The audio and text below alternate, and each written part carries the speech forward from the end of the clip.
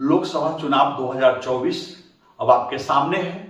चारों तरफ चुनावी सरगर्मी बढ़ती जा रही है। इस शीतलहरी में भी बिहार का राजनीतिक तापमान बढ़ा हुआ है।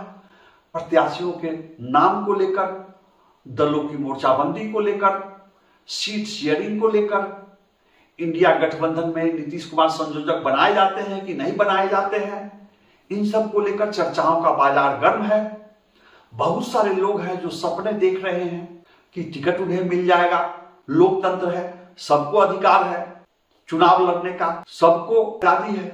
लेकिन यह आजादी कितनी सच है, इसमें कितनी सच्चाई है? मैं आपके सामने कुछ सवाल लेकर आया हूं कि क्या लोकतंत्र में वास्तव में सबको समान अवसर मिल रहा है? क्या सबको चुनाव लड़ने की आजादी है?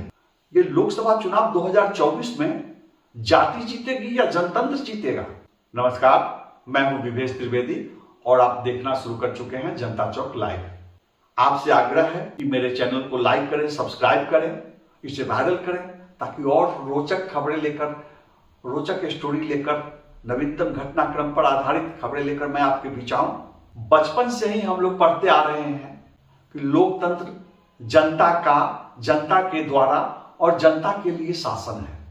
लेकिन व्यवहार में जो देखने को मिलता है, लोकतंत्र खानदान का, खानदान के द्वारा और खानदान के लिए शासन है। जी हां, लोकतंत्र जाति का, जाति के द्वारा और खास खास खानदान के लिए शासन है। इसलिए अगर आप में से कोई सोच रहे होंगे कि किसी क्षेत्र से मैं चुनाव लड़ लूं और मैं जीत जाऊं, किसी क्षेत्र से उनको टिकट मिल जाए और वो चुनाव जीत जाएंगे, तो ऐसा भ्रम नहीं पालें।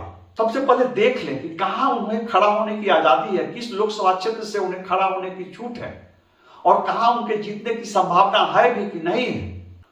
इस चुनाव में काम के आधार पर मतदान की बात नहीं हो रही है। किसी भी प्रत्याशी के काम के आधार पर हार जीत के समीकरण नहीं बन रहे हैं। सिर्फ और सिर्फ जाति और खानदान की बात हो रही है और इसमें सारी पार्टियां संलिप्त हैं। सभी पार्टियां जातिवाद की पोषक है, खानदान की पोषक है, खास खास खानदानों की संरक्षक है, खास खास जातियों की संरक्षक है। और मैं ऐसा किस आधार पर कह रहा हूं?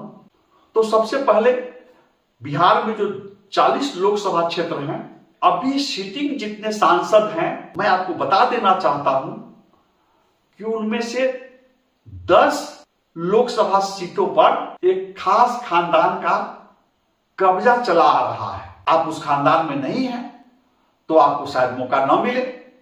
अब मैं बता देता हूं कि कौन से लोकसभा क्षेत्र हैं वो 10 जिस पर खास खास खानदानों का लगातार कब्जा चला आ रहा है।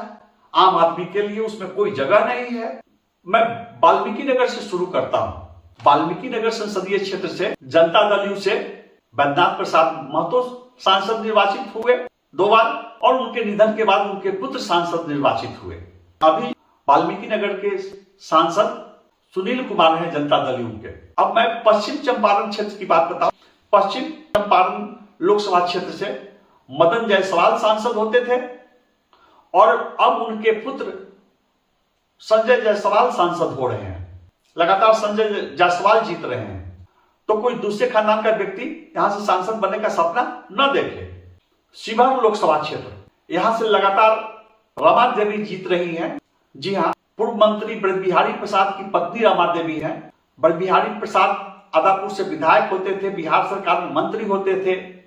रमा देवी एक बार मोतिहारी से सांसद रही आरजेडी से और अब हुए भाजपा से लगातार शिवहर से जीत रही हैं। और ब्रजबिहारी प्रसाद के भाई श्याम बिहारी प्रसाद भी बिहार सरकार में मंत्री रहे।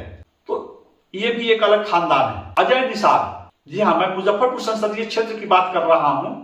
इनके पिता 4 बार मुजफ्फरपुर से सांसद निर्वाचित हुए। 1996 में सांसद निर्वाचित हुए, 1998 में सांसद निर्वाचित हुए, 1999 में लगातार 3 चुनावों में वो सांसद निर्वाचित हुए। 2004 में जॉर्ज फर्नांडिस निर्वाचित हुए और 2009 में फिर कैप्टन निषाद मुजफ्फरपुर से सांसद निर्वाचित हुए। वे पार्टियां बदलते रहे, वे दल बदलते रहे और लगातार मुजफ्फरपुर से सांसद निर्वाचित होते रहे। और पिछले 2 चुनावों में कैप्टन निषाद के पुत्र अजय निषाद मुजफ्फरपुर से सांसद निर्वाचित हो रहे हैं। तो एक खानदान का लगातार 1996 से 6 चुनावों में कब्जा रहा है बीच में एक चुनाव में जॉय फर्नांडिस जीते। तो मुजफ्फरपुर संसदीय क्षेत्र पर कैप्टन निषाद के खानदान का कब्जा है। यह लोकतंत्र है। वैशाली लोकसभा क्षेत्र, यहां बीना देवी सांसद हैं। इनके पति जनता दल यूथ के एमएलसी हैं और बीना देवी की पुत्री कोमल सिंह 2020 के विधानसभा चुनाव में गायघाट से लोजपा की प्रत्याशी थी। बीना देवी लालगंज विधानसभा क्षेत्र से राजद टिकट पर किस्मत आजमा चुकी है और हार गई थी। बीना देवी गायघाट विधानसभा क्षेत्र से 2010 में भाजपा टिकट पर चुनाव लड़ी और जीत गई। 2015 में वो गायघाट में हार गई। फिर उन्होंने भाजपा छोड़कर लोजपा की सदस्यता ग्रहण की और उन्हें वैशाली से लोजपा का प्रत्याशी बनाया गया। और कहा जाता है कि उनके दरवाजे हर जगह खुले हुए हैं, भाजपा में भी, जेडीयू में भी, राजद में भी। तो वैशाली संसदीय क्षेत्र पर एक परिवार का कब्जा।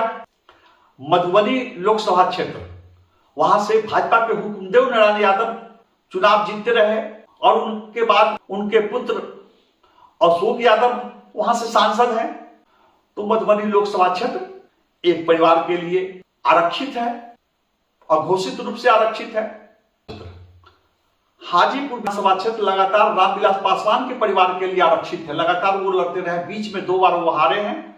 1984 में जब इंदिरा गांधी के निधन के बाद सहानुभूति की लहर थी तो कांग्रेस प्रत्याशी से रामविलास पासवान हार गए थे। और बाद में जब रामविलास पासवान 2009 में एनडीए को छोड़कर राजद से गठबंधन किए तो 2009 के लोकसभा चुनाव में उनकी हार हो गई। इसके अलावा लगातार वो जीतते रहे और उनके बाद उनके भाई पशुपति पारस वहां से हैं। तो अनुसूचित जाति में अगर कोई दूसरे परिवार के लोग हैं या अनुसूचित जाति में कोई और जाति के लोग हैं, धोबी हो, राम हो, वो नहीं सोचे। एक परिवार का कब्जा है हाजीपुर लोकसभा क्षेत्र पर। समस्तीपुर लोकसभा क्षेत्र, यहां रामचंद्र पासवान जीतते थे, रामविलास पासवान के भाई, या महेश्वर हजारी। बिहार की सियासत में हजारी और पासवान परिवारों का अधिकतर जगहों पर कब्जा रहा है। हजारी परिवार में भी सिर्फ विधायक ही और सांसद ही और मंत्री ही पैदा लेते रहे हैं और पासवान परिवार, जी हाँ, रामविलास पासवान के परिवार में भी सिर्फ सांसद, मंत्री यही लोग पैदा लेते रहे हैं। तो रामचंद्र पासवान जी के निधन के बाद उपचुनाव हुआ और उनके पुत्र प्रिंस राज बने। अभी वो प्रिंस राज सांसद हैं।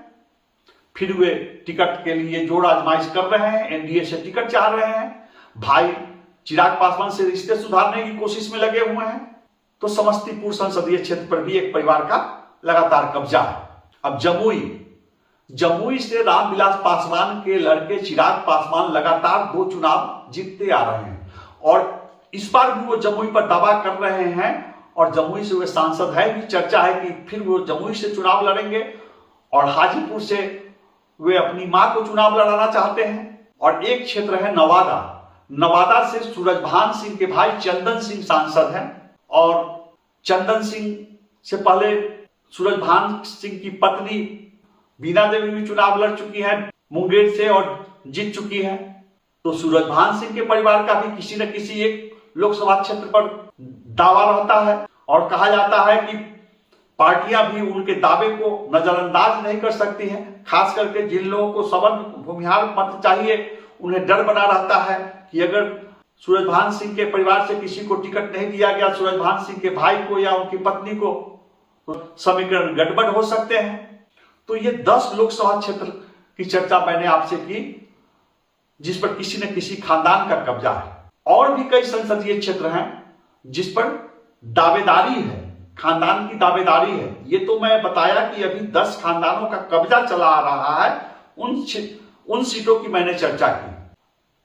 अब जो दावेदारी है, खास जाति की दावेदारी है, खास खानदान की दावेदारी है। ऐसे भी संसदीय क्षेत्र हैं जिसमें लगातार एक जाति का कब्जा चला आ रहा है, उसमें दूसरी जाति के लोग न सोचे कि चुनाव जीतेंगे या लड़ेंगे। ऐसे भी कई संसदीय क्षेत्र हैं जहां खास परिवार की दावेदारी है, दूसरे लोग दावा न करें। मैं ऐसे संसदीय क्षेत्र का नाम आपको बारी बारी से बताता हूं। सिवान लोकसभा क्षेत्र से कभी सैयद शहाबुद्दीन सांसद होते थे। उनके बाद उनकी पत्नी लगातार वहां से हारती रही है, लेकिन उनकी दावेदारी है। एक परिवार की दावेदारी लगातार सिवान संसदीय क्षेत्र पर है वो जीते या हारे, आरजेडी से उनकी दावेदारी रहती है और उनकी दावेदारी को नजरअंदाज करना कई बार लालू प्रसाद के लिए भी मुश्किल हो जाता है। तो सिवान संसदीय क्षेत्र में मुस्लिम के अलावा कोई दूसरी जाति के लोग आरजेडी से टिकट की उम्मीद न करें, और आप अगर शहाबुद्दीन के परिवार से नहीं हैं तो आप दावेदारी न करें। हिना साहब एक बार फिर से वहां टिकट की प्रबल दावेदार हैं। पाटलिपुत्रा लोकसभा क्षेत्र, इस पर परिवार की भी दावेदारी है और लगातार जाति की भी दावेदारी है।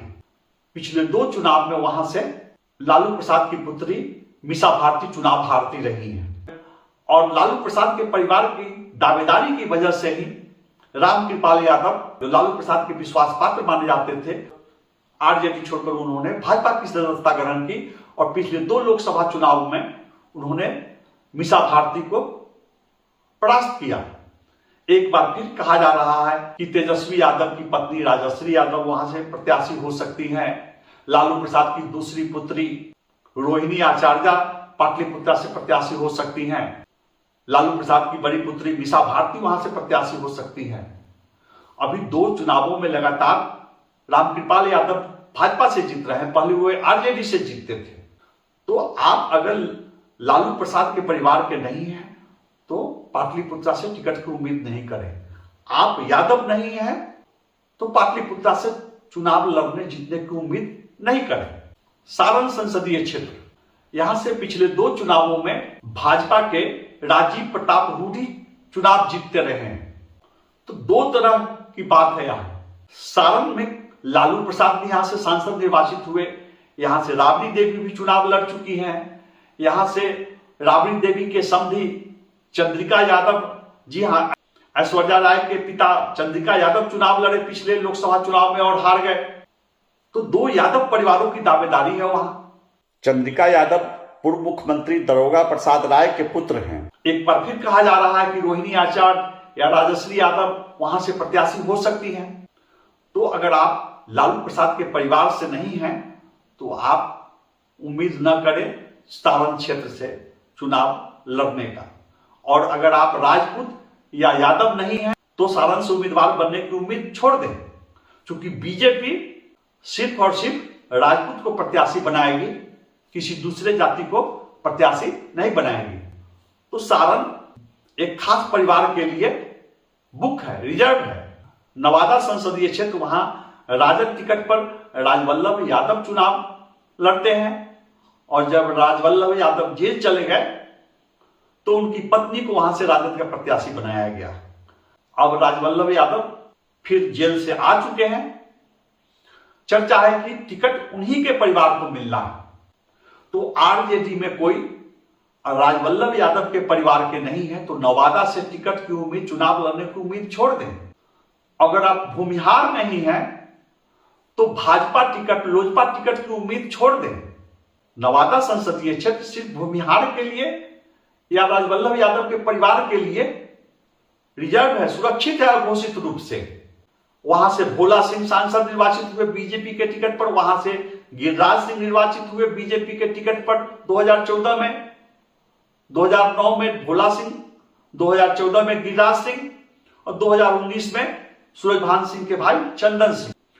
तो नवादा भी राजवल्लभ यादव के परिवार और भूमिहार जाति के लिए अघोषित रूप से आरक्षित है। आरा संसदीय क्षेत्र राजपूत परिवार के लिए आरक्षित है। वहां सहकारिता नेता अजीत सिंह की पत्नी मीना सिंह चुनाव लड़ती थी।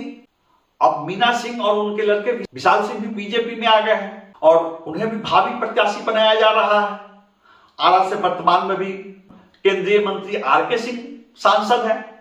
तो आरा अघोषित रूप से मीना सिंह के परिवार के लिए आरक्षित है या फिर यादव जाति के लिए आरक्षित है। दूसरे लोग उम्मीद ना करें आरा संसदीय क्षेत्र से चुनाव लड़ने की, लड़े भी तो उनके लिए कोई भविष्य नजर नहीं आता है।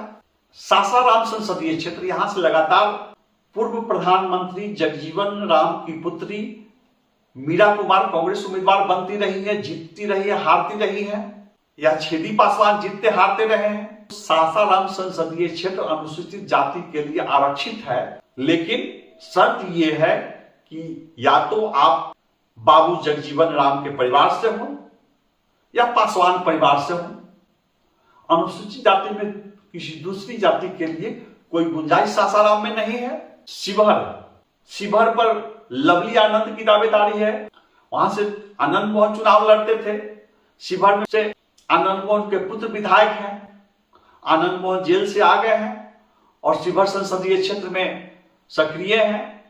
कहा जा रहा है कि वहां लवली आनंद प्रत्याशी हो सकती हैं। तो शिवहर में या तो आप ब्रजबिहारी प्रसाद के परिवार से हैं, उनकी पत्नी है, तो आपका भविष्य है, और नहीं तो आप आनंद मोहन के परिवार से हैं, तब आपका भविष्य है। तो मैं बारी बारी से संसदीय क्षेत्रों की चर्चा कर रहा हूं और आम आदमी, चाहे वो किसी भी जाति के हों, चाहे वो किसी भी पार्टी के हों, मुगालते में न रहे कि देश में लोकतंत्र है, सबको अवसर की समानता है, कोई कहीं से लड़ सकते हैं। पार्टियों द्वारा जातियों को संरक्षण दिया जा रहा है, खानदानों को संरक्षण दिया जा रहा है। लगातार एक परिवार के लिए, एक जाति के लिए संसदीय क्षेत्र आरक्षित है। ये तो मैं कुछ खानदानों की दावेदारी बता रहा था। अब पूर्वी चंपारण संसदीय क्षेत्र की बात करूं। कांग्रेस के वर्तमान अध्यक्ष अखिलेश प्रसाद सिंह मोतिहारी से राजद टिकट पर चुनाव लड़कर केंद्र में मंत्री रह चुके हैं। उसके बाद दूसरे चुनाव में वो मोतिहारी से हार गए। लोकसभा चुनाव 2014 में अखिलेश प्रसाद सिंह मुजफ्फरपुर से चुनाव लड़े, कांग्रेस में आ गए, हार गए। लोकसभा चुनाव 2019 में अखिलेश प्रसाद सिंह के पुत्र आकाश सिंह पूर्वी चंपारण से प्रत्याशी बनाए गए, लेकिन वे चुनाव हार गए। पर फिर कांग्रेस ने जिन सीटों पर दावा ठोका है उसमें मोतिहारी भी शामिल है। कहा जा रहा है कि अखिलेश सिंह खुद चुनाव लड़ सकते हैं या उनके पुत्र को प्रत्याशी बनाया जा सकता है। अखिलेश प्रसाद सिंह का नाम मुजफ्फरपुर संसदीय क्षेत्र में भी चर्चा में है, वैशाली संसदीय क्षेत्र में भी चर्चा में है। तो मोतिहारी या तो राजपूत जाति के लिए है और नहीं तो महागठबंधन की ओर से देखें तो अखिलेश प्रसाद सिंह के लिए है। लगातार राधा मोहन सिंह वहां से चुनाव जीतते हारते आ रहे हैं। इस बार कहा जा रहा है कि अधिक उम्र की वजह से उनका टिकट कट सकता है और उनके जगह पर जिनका नाम चर्चा में है उसमें सबसे ऊपर चल रहा है पूर्व मंत्री सीताराम सिंह के पुत्र राणा रणधीर सिंह। उनको प्रत्याशी बनाया जा सकता है, वे भी बिहार सरकार में मंत्री रहे हैं। समस्तीपुर जिले का उजियारपुर संसदीय क्षेत्र यादव या कुशवाहा जाति के लिए आरक्षित है। यहां से आलोक मेहता चुनाव लड़ते रहे हैं, तो या तो बीजेपी से यादव प्रत्याशी होंगे, लगातार 2 चुनावों में जीते हैं नित्यानंद राय, और तुलसीदास मेहता के लड़के आलोक मेहता वहां से जीतते हारते रहे हैं। तो उजियारपुर लोकसभा क्षेत्र यादव या कुशवाहा जाति के लिए अघोषित रूप से आरक्षित है। बेगूसराय संसदीय क्षेत्र भूमिहार जाति के लिए घोषित रूप से आरक्षित है। एक बार वहां से मुस्लिम सांसद निर्वाचित हुए, लेकिन लगातार वहां से भूमिहार सांसद निर्वाचित होते रहे हैं। वहां से भोला प्रसाद सिंह जीते, अभी गिरिराज सिंह वहां से सांसद हैं।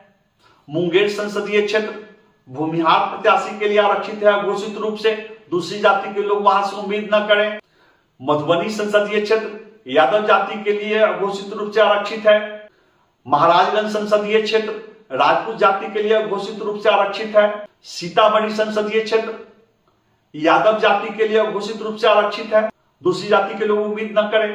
हालांकि लोकसभा चुनाव 2019 में वहां जनता दल ने भाजपा नेता सुनील कुमार पिंटू को अपने दल में शामिल कर टिकट दिया और वो चुनाव जीते। अब सुनील कुमार पिंटू भाजपा में जाने वाले हैं। चर्चा है कि उन्हें शिवहर से प्रत्याशी बनाया जा सकता है। महागठबंधन में भी सीतामढ़ी संसदीय सीट पर यादव प्रत्याशियों की भारी दावेदारी है, और चूंकि लालू प्रसाद को अपने परिवार के 1-2 सदस्य को हर लोकसभा चुनाव में प्रत्याशी बनाना रहता है, तो उनकी मजबूरी है कि वे अधिक से अधिक यादव प्रत्याशियों को खड़ा करें, ताकि उन पर यह आरोप नहीं लगे कि यादव कोटे से वे सिर्फ अपने परिवार के लोगों को प्रत्याशी बनाते हैं। इसलिए 1-2 सीट अपने परिवार के लिए रखते हुए इसके अलावा भी उन्हें कई यादव प्रत्याशी खड़े करने पड़ते हैं। मधेपुरा लोकसभा क्षेत्र, वहां से यादव आप नहीं है तो आप कल्पना नहीं कीजिए कि आप चुनाव लड़ेंगे, आपको टिकट मिलेगा और आप जीतेंगे। अब बिहार का बांग्लादेश कहलाता है, किशनगंज, अररिया, कटिहार, ये बॉर्डर के इलाके हैं, पूर्वांचल के इलाके हैं, मुस्लिम बहुल इलाके कहे जाते हैं। आप अगर मुस्लिम नहीं हैं तो आप जीतने की उम्मीद छोड़ दें। एक दो बार निखिल चौधरी कटिहार से जीते, निर्वाचित हुए भाजपा टिकट पर, लेकिन ये तीनों संसदीय क्षेत्र अघोषित रूप से मुस्लिम के लिए आरक्षित है। मैं बात कर लूं पटना साहिब संसदीय क्षेत्र की, तो वह अघोषित रूप से कास्ट के लिए आरक्षित। 2 बार शत्रुघ्न सिन्हा वहां से जीते, पिछली बार रविशंकर प्रसाद जीते। अब कहा जा रहा है कि रविशंकर प्रसाद को विश्राम दिया जा सकता है और उनकी जगह पर दूसरे किसी कास्ट प्रत्याशी को आजमाया जा सकता है। जहानाबाद संसदीय क्षेत्र भूमिहार के लिए आरक्षित है। हालांकि पिछले चुनाव में नीतीश कुमार ने पिछड़ा वर्ग से प्रत्याशी दिया और उनकी जीत हुई। औरंगाबाद संसदीय क्षेत्र, अगर आप राजपूत नहीं हैं तो छोड़ दें, वहां से उम्मीद ना करें। सत्येंद्र नारायण सिंह के परिवार के लोग जीतते रहे हैं। पिछले 3 लोकसभा चुनावों में सुशील कुमार सिंह जीतते आ रहे हैं जो राजपूत जाति के हैं। तो अगर आप राजपूत नहीं हैं तो कभी भी औरंगाबाद से सांसद बनने की उम्मीद न करें। सुपौल संसदीय क्षेत्र, वहां से रंजीता रंजन है, कांग्रेस से चुनाव लड़ती रही हैं, वे पप्पू यादव की पत्नी हैं। सुपौल से भी उम्मीद नहीं करें। संक्षेप में इतना जान लीजिए कि बिहार का अधिकांश 40 में से अधिकांश संसदीय क्षेत्र किसी न किसी जाति के लिए अघोषित रूप से आरक्षित है। जो लोग थेथरोलॉजी में पीएचडी कर चुके हैं वे कहेंगे कि पूरी आजादी है, सबको अधिकार है, हम जिस लोकसभा क्षेत्र से चाहें नामांकन कर सकते हैं, पर्चा भर सकते हैं और चुनाव लड़ सकते हैं। तो ऐसे लोगों के लिए मैं कहता हूं कि भाई साहब आप लड़ लीजिए कहीं से, लेकिन ये जो पार्टियां जो वंशवाद के खिलाफ बोलती हैं, जो जातिवाद के खिलाफ बोलती हैं, इनमें से कोई पार्टी आपको टिकट नहीं देने जा रही है। चाहे आप किसी भी जाति के हों, ये पार्टियां आपको टिकट नहीं देने जा रही। और दूसरी कड़वी सच्चाई है कि काम के आधार पर न तो टिकट दिया जा रहा है और काम के आधार पर पार्टियां प्रत्याशी नहीं बना रही है और जनता भी काम के आधार पर वोट नहीं कर रही है। हम जाति के आधार पर वोट डालते हैं, हम खानदान के आधार पर वोट डालते हैं। दूसरी ओर कई ऐसे नेता हैं जिनके लिए हर दल में दरवाजे खुले हुए हैं और उनके लिए संसदीय क्षेत्र की कोई सीमा नहीं है। वे जहां से चाहे, जिस पार्टी से चाहे चुनाव लड़ सकते हैं, टिकट ले सकते हैं। सूरजभान सिंह के लिए कोई पार्टी का मतलब नहीं है, कोई क्षेत्र का मतलब नहीं है। वे चाहे अपनी पत्नी को लड़ा, वे चाहे अपने भाई को लड़ा ले, वे मुंगेर से लड़ा लें, वे नवादा से लड़ा लें। लालू प्रसाद के लिए कोई सीमा नहीं है, वे अपने बच्चों को, अपनी पत्नी को सारण से लड़ा लें, पाटलिपुत्र से लड़ा लें, मधेपुरा चले जाएं लड़ने। पासवान परिवार के लिए, हजारी परिवार के लिए दलों की सीमाएं मायने नहीं रखती है। वे किसी भी दल में आते जाते रहेंगे, उनको टिकट मिलता रहेगा और लड़ते रहेंगे। मैंने 2-4 उदाहरण दिए, ऐसे बहुत सारे उदाहरण आपको बिहार में मिलेंगे। लेकिन हाँ, सामान्य आदमी को टिकट नहीं मिलेगा और काम के आधार पर भी टिकट नहीं मिल रहा है। इसी का परिणाम है कि आज भाजपा के 1 दर्जन सांसद एंटी इनकम्बेंसी झेल रहे हैं और वोटर उनसे नफरत करते हैं और भाजपा गंभीरता से प्रत्याशियों के टिकट काटने पर विचार कर रही है। मुजफ्फरपुर में भयानक नाराजगी है वोटरों में भाजपा सांसद से। मैं पिछले लोकसभा चुनाव में वाल्मीकि नगर से लेकर मधुबनी, झंझारपुर, उजियारपुर, समस्तीपुर कई संसदीय क्षेत्रों में समाचार संकलन के लिए गया और कई जगहों पर मैं देखा कि वोटर जिसे मतदान करने वाले थे उसी प्रत्याशी को गाली दे रहे थे। मैं मुजफ्फरपुर में महसूस किया, अब रामचंद्र पासवान नहीं है, लेकिन उनके क्षेत्र में भी वोटर उनसे नफरत कर रहे थे और वो मजबूर थे वोट देने के लिए। उजियारपुर संसदीय क्षेत्र में नित्यानंद राय से वोटर नाखुश थे। यह ऐसा इसलिए है कि काम के आधार पर प्रत्याशियों का चयन नहीं होता है और अधिकांश सांसदों की जमीनी पकड़ भी नहीं देखी जा रही है। जो जमीनी पकड़ वाले होते हैं उन्हें किनारे कर दिया जाता है। सिवान में शहाबुद्दीन के साम्राज्य को चुनौती देते हुए ओम प्रकाश यादव एक जमीनी कार्यकर्ता के रूप में उभरे थे और वो सिवान संसदीय क्षेत्र से निर्दलीय निर्वाचित हुए थे। अगले चुनाव में उन्हें बीजेपी ने टिकट दिया और वे फिर निर्वाचित हुए, लेकिन आजकल नेपथ्य में चले गए। काम करने वाले को पार्टियां भी टिकट नहीं देती हैं और मतदाता भी वोट नहीं देते हैं। आनंद मोहन, अजय निषाद, अखिलेश सिंह, सुनील कुमार पिंटू, गिरिराज सिंह, इनके लिए संसदीय क्षेत्र काम या पार्टी कोई मायने नहीं रखती। ये कहीं भी चुनाव लड़ने जा सकते हैं और कहीं से प्रत्याशी बन सकते हैं।